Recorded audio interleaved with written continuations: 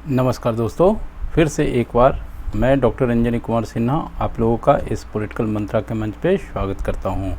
ठीक है, चलिए आज हम लोग जो है यहाँ पर जमा हुए हैं किस चीज़ की बात करने के लिए। मोस्ट इम्पॉर्टेंट एक वेस्टर्न पॉलिटिकल थॉट में थिंकर आते हैं हीगल। क्या आते हैं? हीगल आते हैं। ठीक है ना, क्या नाम है इनका? हीगल। और हीगल जो बात करते हैं वह बात करते हैं सिविल सोसाइटी के संबंध में। किस संबंध में बात करते हैं? सिविल सोसाइटी के संबंध में बात करते हैं। ठीक है ना, सिविल सोसाइटी के संबंध में बात करते हैं। वह बात करते हैं फैमिली के संबंध में। ठीक है, उसके बाद सिविल सोसाइटी और देन फिर स्टेट। ठीक है, ये इनका कुछ कॉन्सेप्ट है। चलिए वीडियो को शुरुआत करने से पहले मैं आप लोग से निवेदन करूँगा कि चैनल को लाइक, शेयर एंड सब्सक्राइब ज़रूर कर दिया करें, क्योंकि इस प्रकार के वीडियो आपको मैं प्रतिदिन उपलब्ध करा रहा हूं जो आपको एग्जामिनेशन में बहुत मदद करेगा। तो सबसे पहले हम लोग जान लें कि हीगल का पूरा नाम क्या है। तो जॉर्ज विल्हेम फ्रेडरिक हीगल। ठीक है, जॉर्ज विल्हेम फ्रेडरिक हीगल इनका पूरा नाम है। आगे इंट्रोडक्शन में और हम लोग जानने का प्रयास करते हैं कि हीगल जो है वह कहाँ से संबंधित हैं। तो हीगल का जन्म जो है वह जर्मनी में होता है। स्टुटगार्ट करके, देखिए इसका प्रोनाउंसिएशन कैसे होगा थोड़ा सा आप लोग देखेंगे। जर्मनी में एक जगह है स्टुटगार्ट, और वहीं पर इनका जन्म होता है। कब होता है? 27 अगस्त को। 27 अगस्त 1770 को इनका जो है जन्म होता है। और यह किस तरह के फैमिली में है? तो यह एक बेहतर जो है, आप कह लीजिए कि एक बेहतर परिवार से आते हैं जिनकी आर्थिक स्थिति जो है वह अच्छी है। बहुत मजबूत तो मैं नहीं कहूँगा, लेकिन हाँ एक अच्छी फैमिली से ज़रूर आते हैं। क्यों? क्योंकि इनके पिताजी तो जो थे एक सब ऑर्डिनेट ऑफिसर के रूप में कार्यरत रहते हैं। सबऑर्डिनेट ऑफिसर कहाँ? फिनांस डिपार्टमेंट में। फिनांस डिपार्टमेंट में एक ऑफिसर के रूप में यह कार्य करते हैं। कौन? इनके पिताजी। ठीक है ना, और इस कारण से इनको पढ़ाई लिखाई में एक अच्छी सुविधा देने के लिए सारे प्रयास किए जाते हैं। ठीक है ना, इनको एक इंग्लिश स्कूल में जो है वह दाखिला लिया जाता है।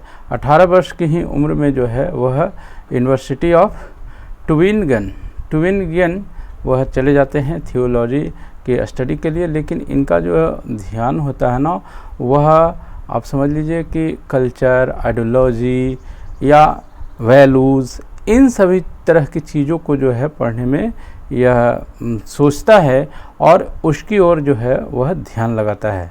ठीक है ना, आगे हम लोग यह जानेंगे कि ये पढ़ाई के क्रम में जो है आगे जेना यूनिवर्सिटी चले जाते हैं।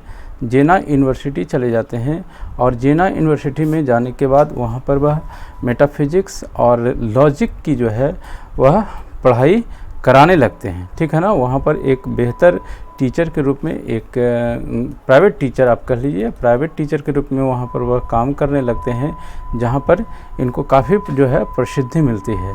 और बहुत जल्द जो है वह 1905 में ही वह जो है, देखिए 1905 यानी कि 35 साल की अवस्था में ही जो है वह प्रोफेसर बन जाते हैं। ठीक है ना, 35 साल के एज में प्रोफेसर बनते हैं। उस समय प्रोफेसर्स बनना एक अपने आप में काफ़ी जो है वह चैलेंजेबल हुआ करता था। ठीक है, आगे हम लोग थोड़ा सा यह भी जानेंगे कि इनकी जो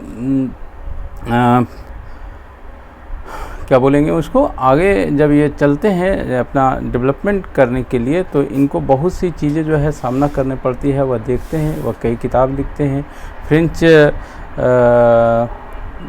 रिवॉल्यूशन को देखते हैं, है ना, उस प्रकार और कई तरह के कॉन्सेप्ट देते हैं, जिसमें एक हम लोग जर्मन आइडियलिज़म के बारे में जानेंगे। जर्मन आइडियलिज़म क्या है वह आप थोड़ा सा समझ लें। जर्मन आइडियलिज़म, आप इसको यहाँ पर समझें कि आइडियलिज़म और जर्मन कहने का मतलब तो यह है, साफ है कि यह जर्मनी का है। ठीक है, आइडियलिज़म की जब भी आप बात आएगी आपके सामने, तो आपके मन में सीधा सा दिमाग जो है वह कहाँ जाता है? प्लेटो और अरिस्टोटल की तरफ जाता है, क्योंकि ये दोनों थिंकर इससे जर्मन थिंकर इससे जुड़े हुए हैं। और यह आइडियोलॉजी भी जो है, यह जर्मनी की आइडियोलॉजी जो भी है वह भी इनसे प्रभावित रही है, ऐसा हिगल्स भी मानते हैं। और यहाँ पर साथ ही वह रूसों से भी इस संबंध में प्रभावित रहते हैं। और एक और जो चीज़ है वह है फ्रेंच रिवॉल्यूशन। क्या है? French revolution. ये 4 चीज़ आप ध्यान रखिएगा कि हीगल जो है किन किन से प्रभावित हुए हैं। तो प्लेटो, अरिस्टोटल, रूसो और फ्रेंच रिवॉल्यूशन, उनका जो भी वर्क रहा है, खासकर आइडियलिज्म पे बात अगर हम लोग करेंगे, जर्मन आइडियलिज्म जो बाद में कहलाया, वह प्लेटो, अरिस्टोटल, रूसो और फ्रेंच रिवॉल्यूशन से उनका प्रभाव उन पर रहा है। ठीक है। वह फिनोमेनोलॉजी ऑफ एक बुक भी लिखते हैं। और फिनोमेनोलॉजी जो है फेनोमेनोलॉजी, ठीक है, फेनोमेनोलॉजी ऑफ स्पिरिट, एक पुस्तक वो लिखते हैं। इस पुस्तक में वह क्या करते हैं, उस पुस्तक में जो है एक आप कह लीजिए कि एक व्यक्ति के मन में जो चीज़ें चलती है उस तरह का एक अध्ययन करने की यह बात करते हैं। और बाद में वह एक न्यूज़ एडिटर के रूप में भी काम करते हैं। होता क्या है कि जहां वह प्रोफेसर के रूप में काम कर रहे होते हैं वहां पर नेपोलियन का जो है वह हमला होता है, ठीक है ना। नेपोलियन का क्या होता है? हमला होता है। और हमला के कारण जो है वह जेना यूनिवर्सिटी जो होती है वह बंद हो जाती है। और इनके सामने जो है काफ़ी विकट स्थिति हो जाती है, वह आर्थिक रूप से बहुत कमज़ोर हो जाते हैं। इसके पहले मैं थोड़ा सा एक चीज़ इनके बारे में और बता दूं कि जब ये यहाँ आते हैं उसके पहले ही इनके पिताजी का भी डेथ हो जाता है। और डेथ होने के कारण जो भी उनके जॉब से जो इनको पैसे मिलते हैं उस पैसे को ही लेकर वह अपनी पढ़ाई और सब गतिविधियों को आगे बढ़ाना शुरू करते हैं। इनका सब कुछ सेटल हो चुका था, लेकिन बीच में यूनिवर्सिटी के बंद होने के कारण जो है ना उनकी ट्रैक जो है वह गड़बड़ा जाती है। इस कारण से वह एक न्यूज़पेपर्स के लिए एडिटिंग का भी काम करते हैं। ठीक है। फिर से उनकी जो है गाड़ी धीरे धीरे चलनी शुरू होती है। ठीक है। आगे जो है वह बर्लिन चले जाते हैं। कहाँ चले जाते हैं? बर्लिन चले जाते हैं। वहाँ पर मैं आपको बताता हूँ कि वहाँ पर एक फ़िलॉसफ़ी की सीट खाली होती है। और फ़िलॉसफ़ी की सीट एक बहुत बड़े विद्वान जो है वो क्या है,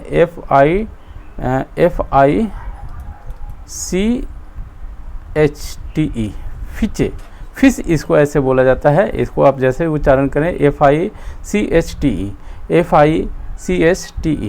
फिर से मैं यहाँ पर लिख दे रहा हूँ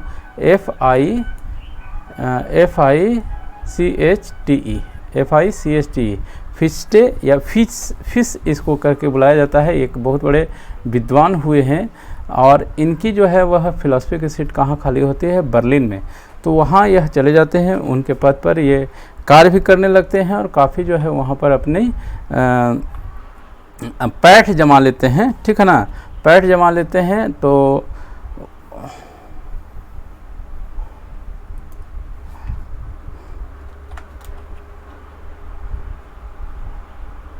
एक मिनट,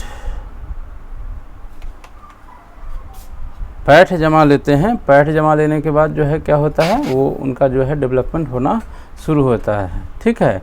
इसके साथ ही अब मैं एक नया जो कॉन्सेप्ट है उनका फ्रेंच रिवॉल्यूशन से वह कैसे अपने आप को कनेक्ट करते हैं उसकी चर्चा मैं यहाँ पर करना चाहूँगा।